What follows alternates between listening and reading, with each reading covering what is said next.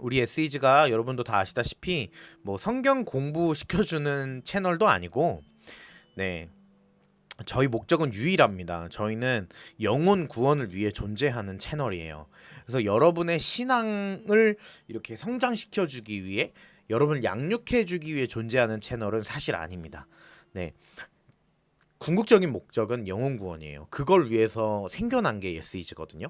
그래서 예스이즈가 여러분에게 성경도 가르쳐 드리고 막 인스타그램 짤도 만들고 저희가 막 영상도 찍고 그런 이유가 뭐냐면, 여러분들이 그 컨텐츠를 보고 신앙의 힘을 얻고 여러분의 신앙이 성숙해져서 복음을 전하는 사람이 되어라. 그러니까 결국엔 그 목적 자체도 복음을 위해서 그런 컨텐츠들을 계속 하고 있는 겁니다. 오늘 혹시 그 인스타그램 스토리에 올라온 글 보셨나요? 네, 인스타 스토리에 올라온 글 보셨는지 모르겠는데 못 보신 분들 꼭 보셨으면 좋겠고, 그 글을 보면은 예스이즈가 어떤 목적에서 이런 사역을 하고 있는지 좀 보이실 것 같아요.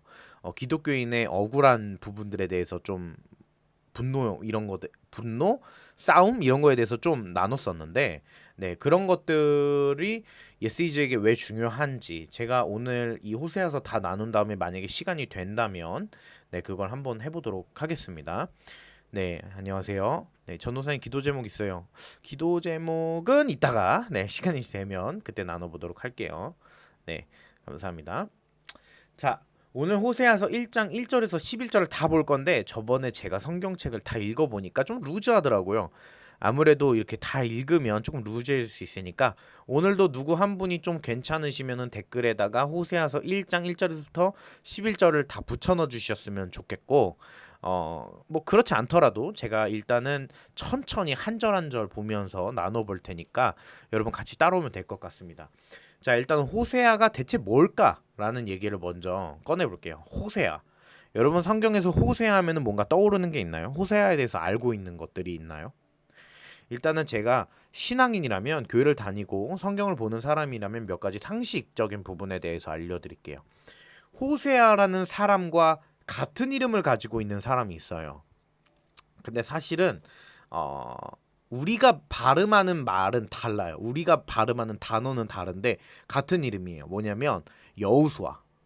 이 여호수아와, 그러니까 구약의 여호수아와 호세아는 이름이 같습니다. 똑같은 이름이에요. 제 이름이 요한이거든요. 근데 제 이름을 영어로 하면 존이고, 그리고 잔이라고도 부르죠. 어디 발음에 따라서. 어떤 데서는 이안이라고도 부르고 어떤 데서는 후안이라도 또 부르더라고요. 희한하죠. 같은 이름이라도 조금씩 발음하는 바가 다른데, 이 호세아는 여호수아와 이름이 같습니다. 똑같은, 네, 똑같은 단어예요. 그리고 이 호세아는 또 누구와 같냐면 예수와 같습니다. 그래서 이 호세아와 여호수아와 예수는 같은 이름이에요. 뜻은 뭘까요? 구원이라는 뜻입니다. 네, 구원 이름이에요. 같은 인물은 아니에요. 네, 이름이 같아요. 그래서 호세아, 여호수아, 예수. 근데 이게 발음이 되게 비슷하거든요.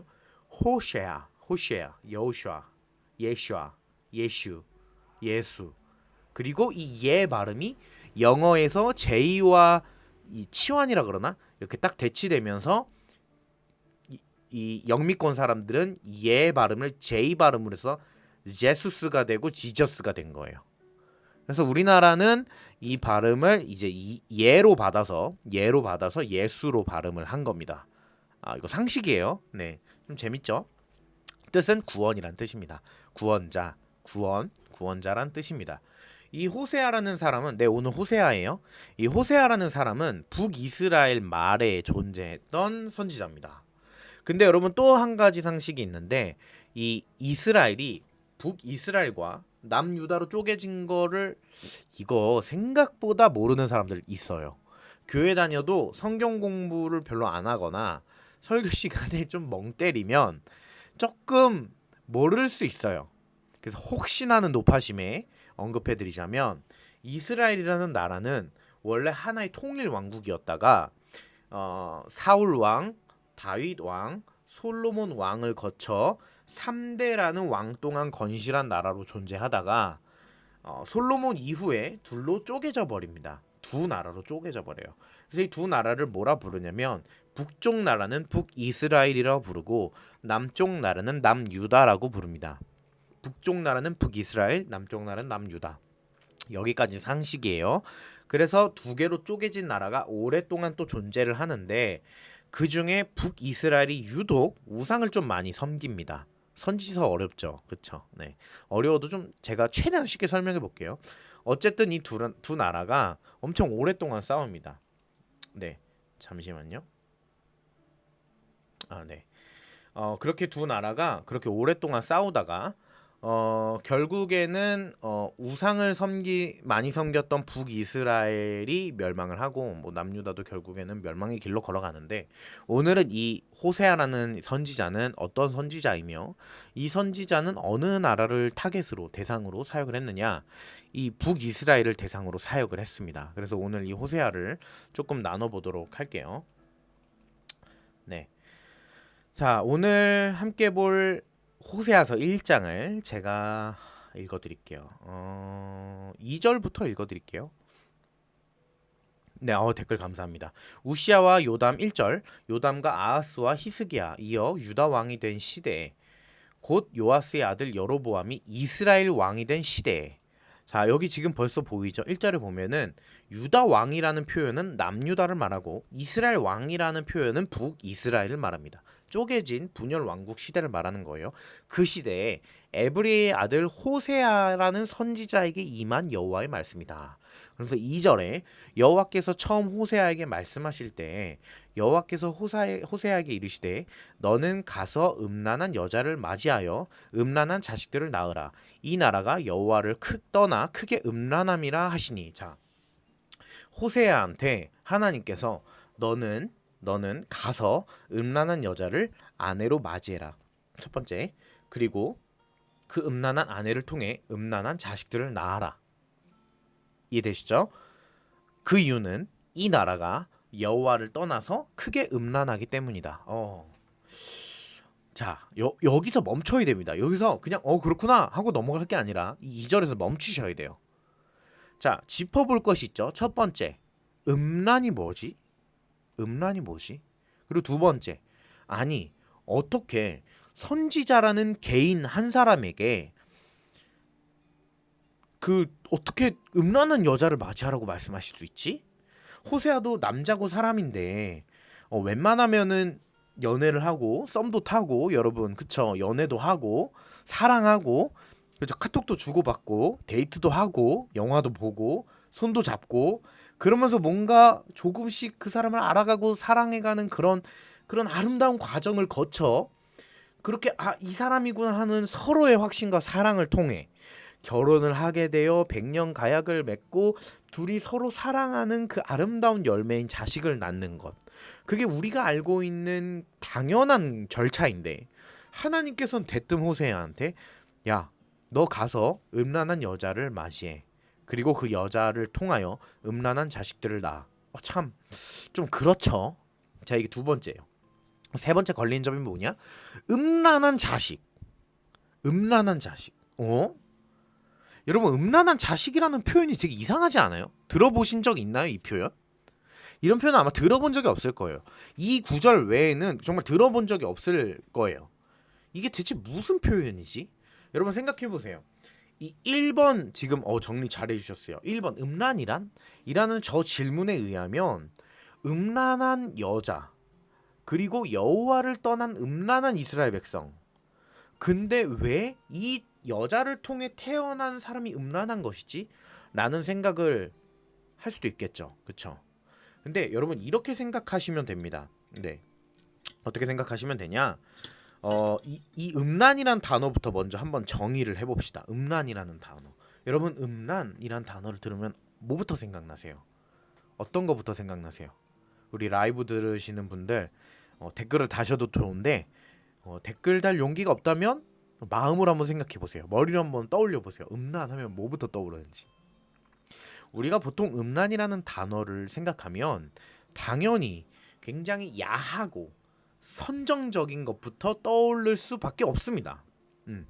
이거는 교회 다니는 사람 중에 좀 배웠다면 알 수 있어요. 지금 댓글 주셨네요. 음란? 하나님을 떠남. 그죠?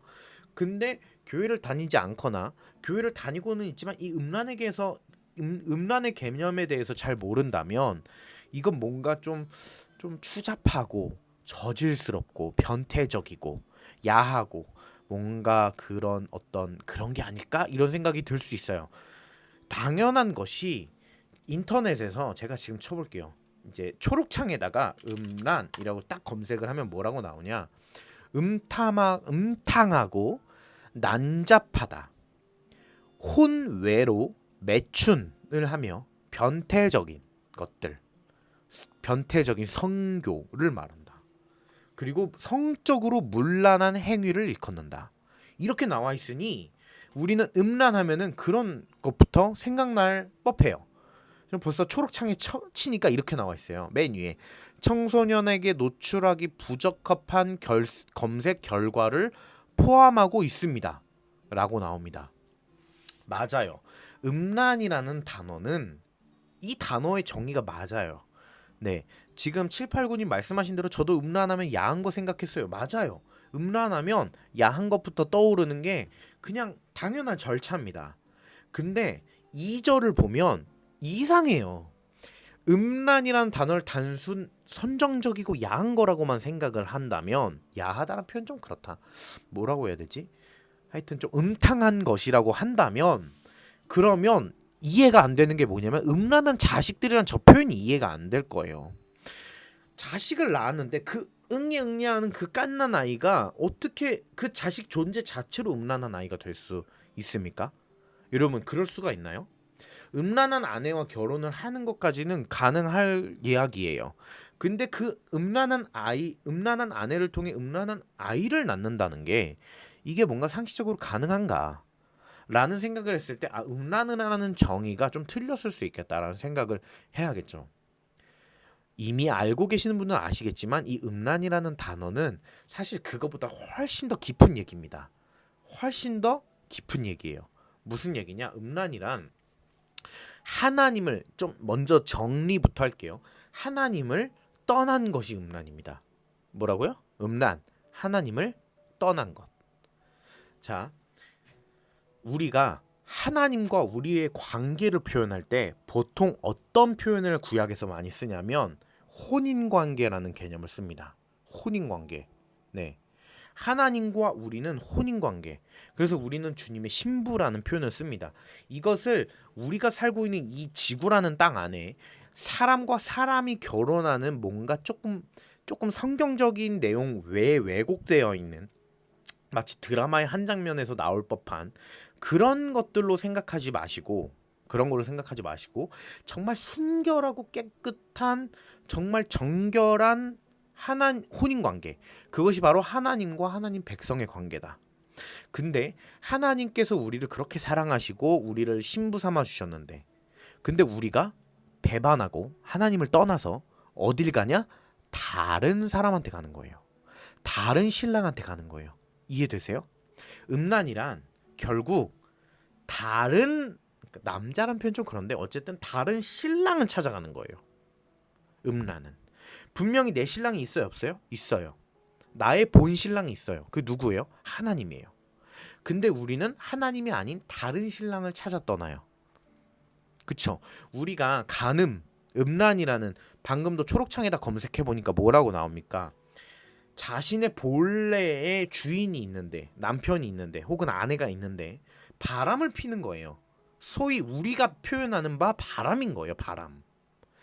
그러니까 음란이라는 것은 결국에 구약 성경이 지금 지적하고 있는 음란은 하나님을 떠난 이 세상 신부의 존재들이 하나님을 버리고 다른 신랑인 우상을 찾아 떠나 바람을 피는 겁니다.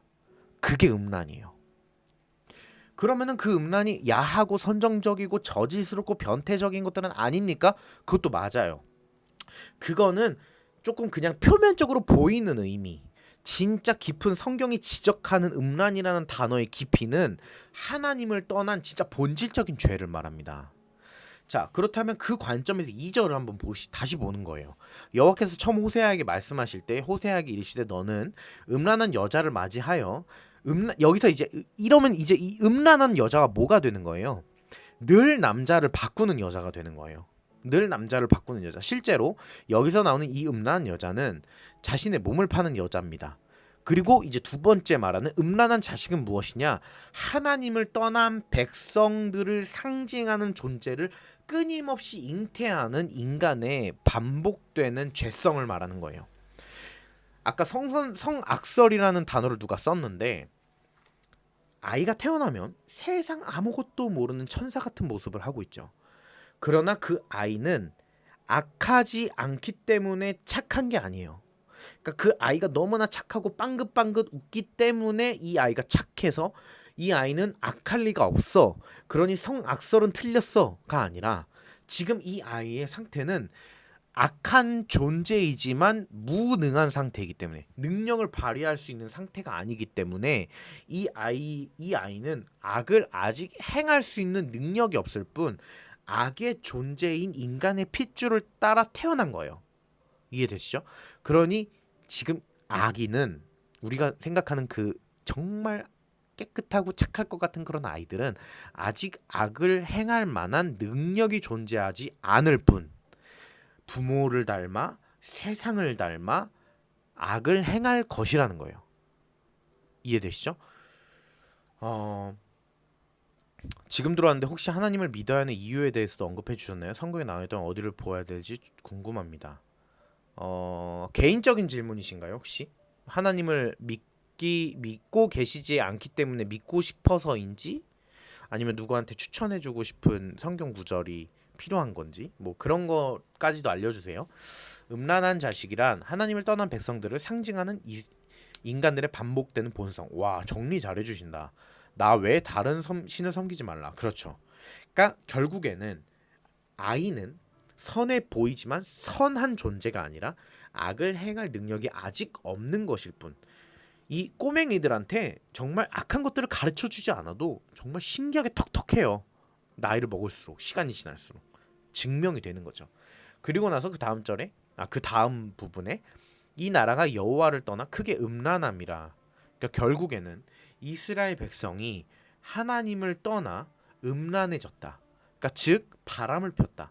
그러면 하나님을 떠나 누구에게로 갔나? 우상을 섬긴다라는 의미겠죠. 네, 이해되시죠? 저 형이 하나님을 다시 믿게 제가 어떻게 노력해야 할까요?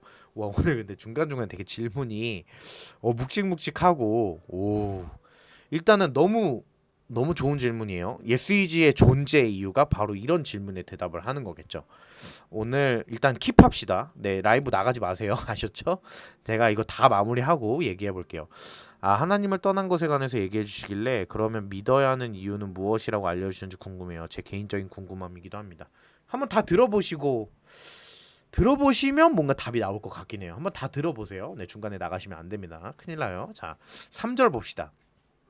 이에 그가 가서 디블라임 딸 고멜을 맞이했어요. 자, 이제 이 고멜이라는 여자가 음란한 여자입니다. 즉 몸을 파는 여자예요. 그리고 고멜을 맞이했습니다. 그래서 고멜이 임신했습니다. 3절에 보니까 임신하여 아들을 낳음에 여호와께서 호세아에게 이르시되 그 이름을 이스라엘이라고 하라. 자, 이스라엘의 뜻이 뭐냐? 이스라엘 족속의 나라를 곧 패할 것이다. 하나님께서 첫째 아들을 낳게 하신 후에 그 아들에게 이름을 짓게 했는데, 그 이름을 뭐라고 했다고요? 이스라엘. 이스라엘이라는 이름의 뜻은요, 씨를 뿌린다라는 뜻인데, 이름 뜻이 중요한 거라기보다는, 이스라엘은 여러분 기억나시는지 모르겠는데, 그 엘리야가 선지자들 850의 선지자들과 싸워서 갈멜산에서 이긴 다음에 우상 천지로 만든 아합 왕의 아내인 이세벨 여왕을 만나서 한판 뜨려고 이세벨을 찾아갔던, 즉 모든 북이스라엘의 우상 숭배의 본진이라고 할 수 있는 곳이 바로 이스라엘이에요. 그러니까 하나님께서 지금 고멜의 아들, 첫째 아들의 이름을 이스라엘이라고 지으면서 그 이스라엘의 함축되어 있는 의미를 뭐라고 말씀하시냐? 내가 이스라엘 족속의 나라를 패할 것이다. 와, 무섭죠? 자, 그리고 6절 한번 봅니다. 고멜이 이제 또 임신해서 두 번째는 딸을 낳습니다. 여호와께서 호세아에게 이르시되 그 이름을 로루하마라 하라. 이름의 뜻은 내가 다시는 이스라엘 족속을 긍휼히 여겨서 용서하지 않을 것임이라. 뭐라고요? 이스라엘 족속을 긍휼히 여겨 용서하지 않을 거래요. 네, 용서하지 않겠다는 거예요. 어떤 이름이? 로루하마라는 이름이. 로가 아니라는 부정의 뜻이거든요. 로 아니다. 그리고 루하마는 긍휼을 받지 않는다, 못한다라는 뜻이에요. 그러니까 로는 아니다. 루하마는 긍휼을 받지 못한다라는 뜻이에요. 이해되셨죠? 와, 엄청난 뜻이죠. 무섭죠. 하나님이 이스라엘을 절대 용서해주지 않을 거야라고 말씀하시는 겁니다. 근데 7절, 그런데 내가 유다 족속을 긍휼히 여겨 그들의 하나님 여호와를 구원하겠고 활과 칼이나 전쟁이나 말과 마병으로 구원하지 않겠대요. 지금 좀 이상해요. 좀 약간 이랬다가 저랬다가 하는 느낌이에요. 어떤 느낌이냐면 하나님이 분명히 야, 너 용서하지 않을 거야. 너네 백성을 용서하지 않을 거야. 라고 말씀해 하셔놓고 7절에 그러나 내가 유다 족속을 긍휼히 여겨서 뭐지? 왜 한 입으로 두 말하시지? 그쵸? 그들의 하나님 여호와로 구원을 해서 너네들 방식인 창과 방패와 칼과 전쟁과 말과 마병으로 구원하지 않고 오직 여호와 하나님으로 너네를 구원하겠다 말씀하세요. 분명히 용서하지 않겠다고 하셨는데 자, 일단 더 봅시다. 자, 고멜이 또 자식을 낳습니다. 8절, 고멜이 로루아마 저절을 뗀 후에 또 임신을 해서 아들을 낳았는데 그 아들의 이름이 로암미. 자, 여러분 방금 아까 배웠죠? 로가 뭐죠? 로는 부정이죠. 암미는 백성입니다. 백성이 아니다. 자, 읽어볼게요. 로암미라 하라. 너희는 내 백성이 아니요 나는 너희의 하나님이 되지 아니할 것임이라. 무섭죠? 무서운 말씀이에요. 머리 떴다. 네. 로암미, 너네는 내 백성이 아니야.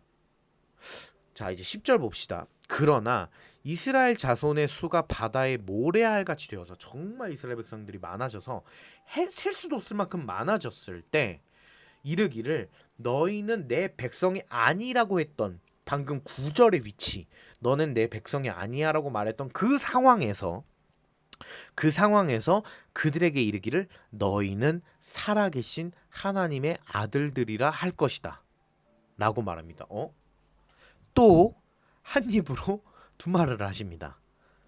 자, 다시 정리하자면 9절에 로암미에라는 이 셋째 아들의 뜻은 너넨 내 백성이 아니야 라는 이름을 짓게 해놓고 그리고 나서 10절에는 대뜸 너네 이스라엘 백성들이 많아져서 하나님의 백성이 아니라고 불렸던 그 상황에 내가 너네들을 살아계신 하나님의 아들이라고 불려지게 할 거야 라고 말합니다.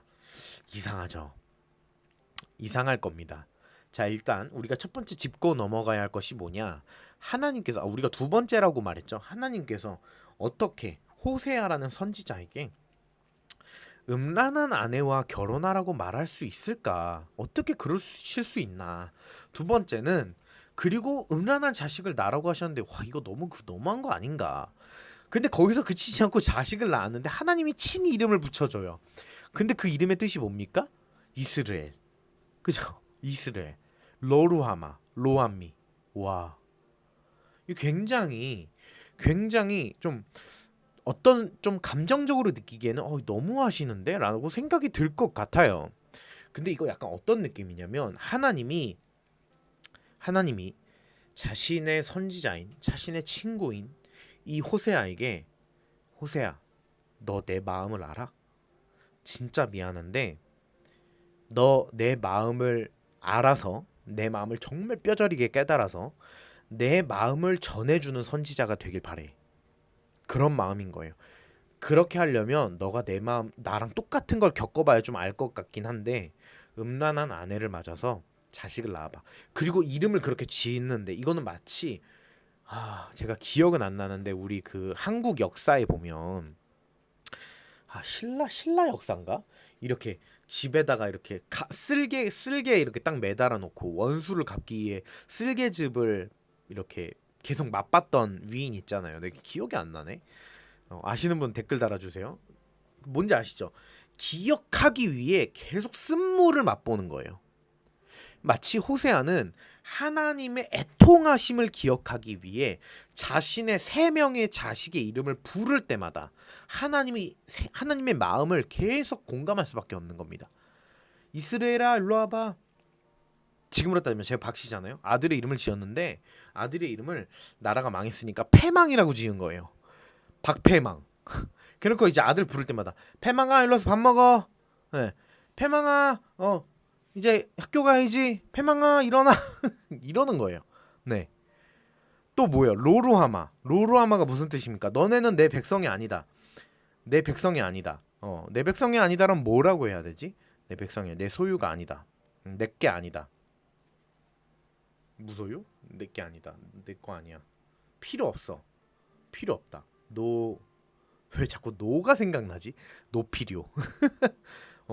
얼마나 그렇게 이름을 지으면 얼마나 마음이 안 좋을까요? 아플까요? 혹은 짜증날 수도 있을 것 같아요. 그러니까 끊임없이 그 쓴물을 맛보는 호세아의 마음을 여러분이 한번 상상해 보셔야 돼요. 호세아가 어떤 마음이었을까? 그리고 하나님께서 호세아에게 대체 이 정도까지 요구하시는 이유가 뭘까? 이해되셨죠? 그런 상황에서 하나님께서 자꾸 이랬다가 저랬다가 하는 말씀을 하시는 겁니다. 자, 다시 읽어볼게요. 보니까 이렇게 말하는 거죠. 너네 용서하지 않을 거야. 그러나 내가 너네를 구원할 거야. 너는 내 백성이 아니야. 그러나 너네를 내 백성이라는 이름으로 불리게 할 거야. 여러분, 우리가 하나님의 은혜, 하나님의 사랑에 대해서 얘기를 할 때 우리가 하나님의 사랑만을 얘기할 때가 있어요. 하나님의 사랑, 하나님의 은혜에 대해서 얘기할 때 하나님의 사랑만 얘기할 때가 있다고요. 우리 하나님은 정말 사랑이 많으셔. 우리 하나님은 정말 자비하셔. 마음이 따뜻하셔. 요한아, 하나님이 너에게 어떤 분이니? 하나님은 나에게 정말 친구 같은 분이야. 예, 하나님은 너에게 어떤 분이니? 하나님은 나에게 정말 참 좋은 분이야. 아, 그래? 하나님 그런 분이구나. 나에게는 하나님이 정말 그런 분이야. 우리는 다 그렇게 하나님에 대해서 대답해요. 근데 사실은 하나님이 우리를 사랑하시는 깊이가 어느 정도인지를 알아야 돼요. 하나님이 우리를 사랑하시는 깊이는 뭐냐면 음란한 자식들, 음란한 백성들, 음란한 아내를 설득하여 다시 자기의 자리로 돌려놓는 작업을 하는 거예요. 여러분 드라마에 보면요. 드라마나 아니면 정말 막장 드라마, 막장 시트콤, 막장 되게 짧은 웹드라마 이런 거 보면은 자신의 남편을 혹은 자신의 아내를 버리고 바람핀 존재들이 나와요. 혹은 자신의 남자친구, 자신의 여자친구, 감히 이걸로 비교할 수는 없지만 자신이 사랑하는 존재를 버리고 사랑다 이제 너 사랑하지 않아 이러면서 다른 사람에게 간 사람들이 나와요. 혹시 여러분이 그랬나요? 뭐 여러분이 그랬을 수도 있죠. 뭐 사람이니까. 네, 그렇다면 오늘 조금 회개해 봅시다. 어쨌든 그런 사람들이 나와요. 근데 정말 눈물 콧물 흘리면서 그에게 찾아가는 거예요. 근데 사실 그게 자비와 사랑만을 갖고 찾아가는 게 아니에요. 내가 널 사랑해. 난 너밖에 없어. 막 이렇게 붙드는 게 아니라 너의 배신. 내가 너를 어떻게 했고 내가 널 어떻게 사랑했고 내가 너에게 어떤 존재가 되어 주었는데 너는 나를 버리고 다른 우상에게로 갔구나. 다른 남편에게로 갔구나. 여기서 나타나는 하나님의 분노와 진노, 그리고 그 진노에 마땅하고 타당한 심판과 처벌. 하나님이 그 처벌과 심판을 그대로 내리셨다면 이 중에 여러분 그거를 뭐랄까 피할 수 있고 막을 수 있는 사람 아무도 없어요. 하나님께서 우리의 그 배반, 바람핀 행위, 그 음란한 행위를 만약에 그대로 처벌하셨다면 우리는 그 누구도 살아남을 수가 없어요. 우리는 오늘도 이번 주도 하나님 아닌 다른 것들을 예배했을 거예요. 이번 주도 하나님 아닌 다른 것을 더 사랑했을 거예요. 그쵸? 저도 그랬던 것 같아요. 우리는 끊임없이 음란합니다. 하나님을 자꾸 떠나려 그래요. 교회 다니는 사람도 그런데 교회 안 다니는 사람 오죽하겠어요? 세상의 모든 백성들이 음란한 이스라엘 백성처럼 다 하나님을 떠나 있습니다. 그들을 사랑하는 하나님이 그들을 다시 회복시키기 위해 새 자녀의 이름을 이스라엘 백성을 계속 끊임없이 반복되게 기억하게 하면서 호세아에게 호세아야 내 마음이 어떤 마음인지 너가 아니? 내 마음이 어떤 마음인지 너가 알아? 나의 분노가 나의 이 심판에 대한 나의 마음이 얼마나 크고 불타오르는 줄 아냐? 세상을 다 묵사발로 만들고 모든 재앙을 내려 부어도 할 말이 없는 그런 상황. 그런데 그 하나님은 그 하나님의 마음과 표현을 그대로 담으셨어요. 뭐라고? 너네를 용서하지 않아. 너네는 내 백성이 아니야. 너네를 용서하지 않을 거야. 너넨 나의 나라가 아니야. 이거예요. 그런데 하나님께서 동일한 마음으로 똑같이 이렇게 말씀하십니다. 그러나 내가 너네를 살릴 거야. 내가 너네를 내 백성으로 만들 거야. 내가 너네를 나의 아들로 삼을 거야. 그 방법이 어떤 방법? 창과 칼과 활과 말과 마병으로 하지 않고, 즉 세상의 원리로 너네를 구원하지 않고 그저 내 존재 자체로 너네를 구원해낼 거야. 여러분 떠오르는 존재가 있으신가요? 떠오르는 사람이 있나요? 예수. 우리의 하나님이신, 인간이시며 하나님이신 예수 그리스도가 이 땅에 오셔서 창, 칼, 마병, 우리가 생각하는 방법, 이 세상이 추구하는 최고의 힘, 돈, 힘, 권위 그런 걸로 하지 않고 온전히 하나님 그 존재 자체로 자신의 분노를 하나님의 모든 분노를 어디다 쏟아부어요? 십자가에 쏟아요. 십자가에 쏟음으로 예수가 모든 저주와 모든 피를 다 받으심으로 결국에는 하나님께서 우리의 아버지가 되어주시고 나라의 주인이 되어주시고 아빠가 되어주시고 백성의 왕이 되어주시는 거예요. 이게 지금 하나님께서 한 입으로 두 말 하신 게 아니라 하나님이 그 두 가지를 다 한 번에 이루신 거예요. 자신의 분노를 삭히고 용서해 주시는, 그래서 하나님의 심판은 하나님은 그냥 솜방망이 처벌하시는 분이야. 하나님의 처벌은 별거 없어. 맨날 그냥 용서해 주셔. 그분은 그냥 바보같이 용서만 해주시는 분이야. 아니요. 하나님의 분노는, 하나님의 심판은 어디로 다 그냥 퍼부어졌어요? 십자가로. 그 분노를 누가 받은 거예요? 예수가. 그 분노의 대가가 뭐예요? 가장 잔인하고 무거운 십자가의 죽음. 네, 우리 IMYONGGC님 자꾸 라이브 요청 보내시는데 라이브 요청 왜 자꾸 보내시죠? 이거 받으면 저랑 같이 라이브 하는 걸 텐데 자꾸 보내서 또 보내시네. 이거 자꾸 보내시니까 너무 궁금해. 눌러보고 싶고 막 그래. 저분이 어떤 분인지 한 번 더 보내시면 진짜 받습니다. 네, 큰일 납니다. 네, 지금 33명이 보고 있는데 자꾸 누르시면은 받아버립니다. 네, 그러면 갑자기 뭐 여자분이신지 남자분이신지 모르겠지만 네, 갑자기 카메라 팡 켜집니다. 깜짝 놀라실 수도 있어요. 네, 이러면서 이제 위아래로 나눠서 몰랐습니다. 그러니까요. 근데 이제 자꾸 보내셔가지고 그거 보내신 거 제가 승인해버리면 저랑 같이 라이브 하시면서 위아래 카메라 쪼개지고 같이 라이브 하게 돼요. 이제 그럼 이제 깜짝 놀라시겠죠? 모르고 눌렀으니까. 자, 아무튼 분위기 깼는데 이런 거예요, 여러분. 와, 호세아 여러분 잘 픽해 주셨어요. 저 이 말씀 묵상하면서 이런 생각이 들었거든요. 우리가 하나님은 어떤 존재야 했을 때 세상 사람들도 다 알아요. 하나님은 사랑이라는 거. 우리도 다 알아요. 하나님은 사랑이라는 거. 근데 문제는 우리가 사랑만 얘기해요. 사랑만. 근데 하나님은 사랑만 갖고 계시진 않아요. 하나님 안에는 사랑만 존재하는 게 아니라 자비와 양성과 인내와 뭐 은혜와 그런 것도 있으시지만, 좋은 것도 있지만, 분노도 있으시고, 왜냐면 하나님은 정말 죄를 참지 않으시거든요.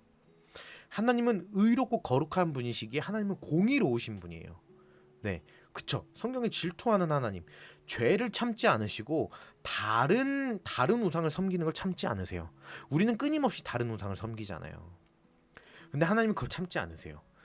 우리가 하나님에 대하여 소개할 때, 물론 이렇게 소개하면 좀 복잡하고 어려울 수 있죠. 그러니까 세상 사람들에게 사랑부터 소개하는 게 가장 간편하긴 합니다. 근데 여러분의 신앙의 깊이를 위해 오늘 여러분이 묵상해야 될 주제가 뭐냐? 하나님의 분노하심. 우상을 섬기는 음란한 백성들, 바로 우리들과 같은 존재들을 향하여 분노하여 심판하실 만큼 공의로우신 하나님. 근데 하나님은 그것을 모두 다 우리에게 퍼붓지 않으시고, 우리 그 공의, 그 심판 그대로 받았으면, 와, 우리 정말 처참하게 죽었을 거예요.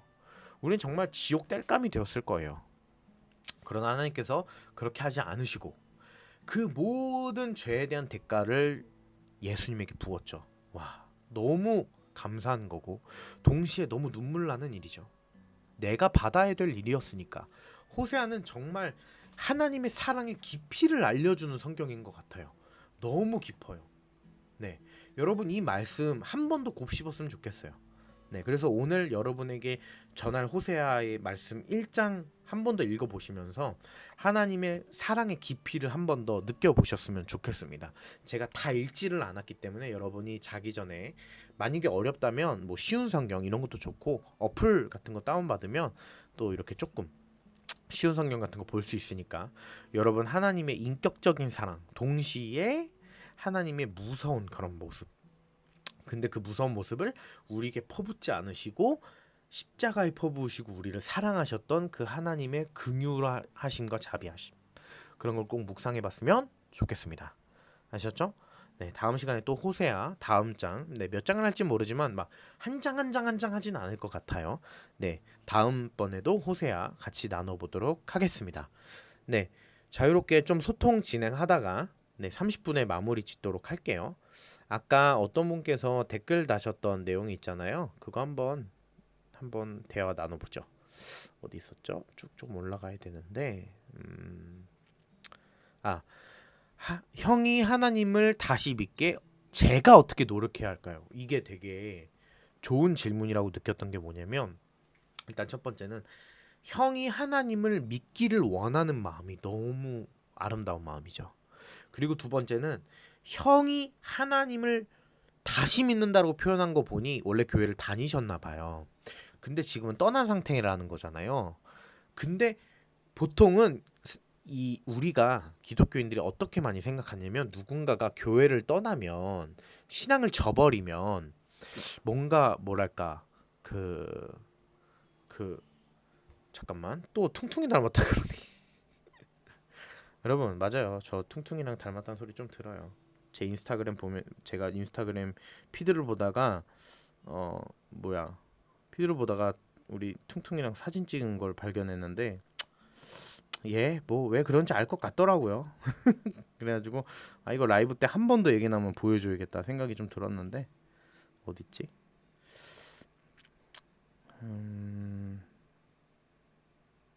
찾았다. 우리 윌러브 드러머 퉁퉁님이랑 저랑 찍은 사진인데, 아, 우리 또 누가 또 참여 요청 보내시네. 이제 또 요청 받아버립니다. 네, 라이브 참여 요청 보내지 말아주세요. 네, 자, 다시 얘기를 하자면, 교회를 원래 다니다가 떠났던 것 같아요. 교회를 다니다가 떠났던 것 같아요. 근데 보통 사람들은, 교회 다닌 사람들은 누군가 교회를 떠나잖아요. 그러면은 요즘은 좀 안 그런 편인데, 예전만 하더라도 교회 떠난 사람 탓을 했어요. 교회 떠난 사람 잘못이라고 생각하는 경우가 좀 많았어요. 근데 우리 질문자님 너무 감사한 게, 형이 교회를 떠났는데, 예수님을 믿지 않았는데, 믿지 않게 됐는데, 우리 형을 어떻게 고칠까요? 형이 뭐가 문제일까요? 이렇게 질문하지 않고 제가 어떻게 하면 좋을까요?라는 그 질문의 그 깊이가 이미 엄청난 답을 숨겨놓는다고 생각해요. 네, 그게 답이에요. 우리 기독교인이 해야 될 고민이 뭐냐면 누군가의 잘못을 분석해서 그것을 지적함으로 갱생시키고, 갱생 단어가 조금 너무 옛날 단어죠. 그 사람을 뜯어 고치고, 네, 바꿔버리고, 그래서 그 사람을 어떻게 만들어 버려야겠다라는 게 우리 기독교인의 본질이 아니라, 우리가 해야 할 일은 그가 예수님을 믿기 위하여 내가 어떠한 존재가 되어 주어야겠는가를 고민해야 돼요. 이해되시죠? 기독교는 뭐냐면 나를 통하여 예수를 보여주는 거예요. 나를 통하여 예수를 보내주는 거. 내가 예수님의 모습을 보여주지도 않았는데 교회 다니지 않는 사람, 신앙이 없는 사람, 기독교를 욕하는 사람, 교회를 다녔다 떠나는 사람, 그런 사람들을 향하여 분노하고 화내며, 제가 오늘 그 스토리에 올린 내용 읽어보셨는지 모르겠는데 심지어는 누군가는 저주도 해요. 넌 결국엔 지옥 갈 거잖아. 정말 말도 안 되는 거예요. 우리가 해야 될 일은 그들이 나를 통하여 예수님을 볼 수 있도록 하는 거예요. 자, 그럼 우리 질문자님이 어떻게 하면 좋을까요? 라고 했는데, 그게 어떻게라는 부분에서 좀 방법을 물어보시는 것 같아요. 여러 가지 방법이 있겠죠. 근데 제가 오늘 그 인스타그램 제가 그 스토리 보면은, 잠시만요. 제가 마지막 성경 구절 인용할 때 이 구절을 인용했어요. 읽어드릴게요. 자, 갈라디아서 5장 22절에서 23절에 보면 이렇게 나와 있습니다. 이거는 성령의 열매예요. 우리 그리스도인들이 맺어야 하는 성령의 열매입니다. 오직 성령의 열매는 사랑과 희락과 화평과 오래 참음과 자비와 양성과 충성과 온유와 절제니 이 같은 것을 금지할 법이 없느니라. 세상에 이 성령의 열매를 금지할 법은 없대요. 왜냐면 이게 무슨 말이에요? 지금 사람들이 이 갈라디아서 5장을 볼 때 성령의 열매만 이렇게 외우거든요. 사랑, 희랑, 화평, 오래 참음, 자비, 양성, 충성, 온유, 절제. 와, 이 성령의 열매. 그래, 이게 정말 중요한 거 아니겠어? 이렇게 얘기를 하시는데 맞아요. 근데 제가 조금 포인트로 짚고 싶은 것은 뭐냐면 이 같은 것을 금지할 법이 없대요. 이게 무슨 의미일까요? 이 같은 것을 금지할 법이 없다. 이 같은 것을 금지할 법이 없다. 갈라디아서 이거 저는 조금 여러분이 이게 적어 놓으셨으면 좋겠다. 22절. 네. 이 같은 것을 금지할 법이 없다. 이게 무슨 의미냐면 세상의 어떤 법도, 세상에 뭐 심지어는 율법마저도, 세상의 어떤 것도 이 성령의 열매라고 불리는 것을 잘못된 것이라고 말하지 못할 것이다. 왜냐면 이것은 시대가 바뀌어도, 세상이 변해도, 나라가 달라도, 민족이 달라도 이것은 성령의 열매이니 이것은 선한 것이기 때문에 이것을 누가 해야 된다? 그리스도인이 해야 된다. 이것이 법으로 금지되는 일이 있다? 없다. 사랑을 법으로 금지하는 경우 있나요? 희락을 금지하는 경우 있나요? 화평을 금지하는 법이 있나요? 오래 참은 자비, 양성, 충성, 온유, 절제를 금지하는 법이 있나요? 세상 어디에? 어떤 다른 나라에? 다른 민족에? 그렇지 않아요. 과거에도 미래에도 없을 거예요. 성경이 그렇게 말하잖아요. 그리고 심지어 계속 그래 왔잖아요. 무슨 말이냐? 이 성령의 열매는 기독교인이 했을 때 비기독교인에게 가장 덕이 되는 모습이기 때문이에요. 기독교인이 가장 덕이 되는 가장 기본적인 모습이 뭐냐? 바로 이 성령의 열매. 사랑하시고 그들과 함께 행복하고 즐거우시고 희락, 화평하시고 평화로우시고, 혹 분노하거나 억울하거나 힘든 일이 있더라도 남들보다 조금 더 길게 오래, 사실 조금 더가 아니고 오래 참으시고, 그리고 자비하시며 양선하시며, 양선이 무슨 뜻인지 조금 이거 어려울 수 있는데, 양선, 이럴 때 여러분 성경 보고 모르는 단어 나오면 그냥 넘어가지 마세요. 그냥 다 치면 나옵니다. 호의라는 뜻이에요. 네, 굿네스라는 뜻입니다. 호의롭다. 뭔가 이렇게 부드럽고 선한 마음으로 선한 행위를 하는 그런 어떤 기본적인 착한 마음이에요. 네, 그런 겁니다. 이해되셨죠? 네, 양선, 충성, 그리고 온유한 것. 온유한 게 약간 오래 참음이랑 좀 비슷한데, 온유 개념은 뭐냐면요. 자, 온유도 초록창에 온유.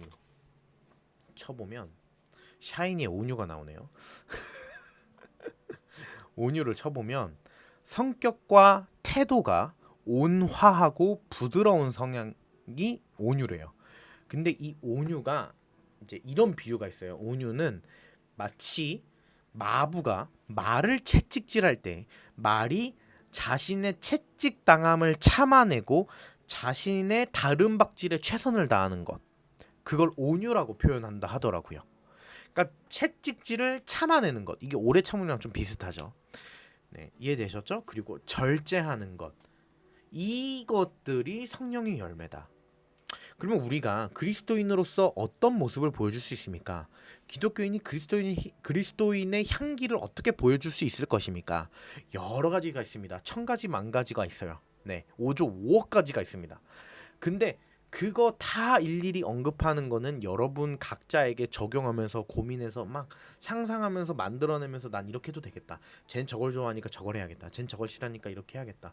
아, 그리스도인으로서 이런 환경에서 이렇게 해야겠다. 이런 것들은 다 여러분들이 좀 많이 생각하시면서 하시면 되고, 제가 여러분에게 소개할 수 있는 기독교인이 할 수 있는 그리스도인의 향기, 그것이 바로 무엇이냐? 바로 성령의 열매가 맺는 삶을 사는 것이다. 이해되셨죠? 와. 그래서 여러분, 그리스도인이 세상 가운데 하나님의 자녀답게 살 수 있는 것이 무엇이냐 고민이 되신다면 오늘 읽었던 갈라디아서 5장 22절, 23절을 또 읽어보시고, 네. 만약 또 세상 가운데서 기독교인으로서 좀 뭔가 실패한 것 같다라는 생각이 든다면 또 다시 뜰쳐서 읽어보시고 조금씩 노력해보세요. 이거 완성되지 않았다고 해서 기독교인이 아니야, 자격이 없어, 이렇지는 않아요. 그러나 우리가 이 성령의 그쵸, 9가지 열매를 맺기 위해 노력해 나가야 되는 겁니다. 하셔야 되는 거예요. 네, 아셨죠?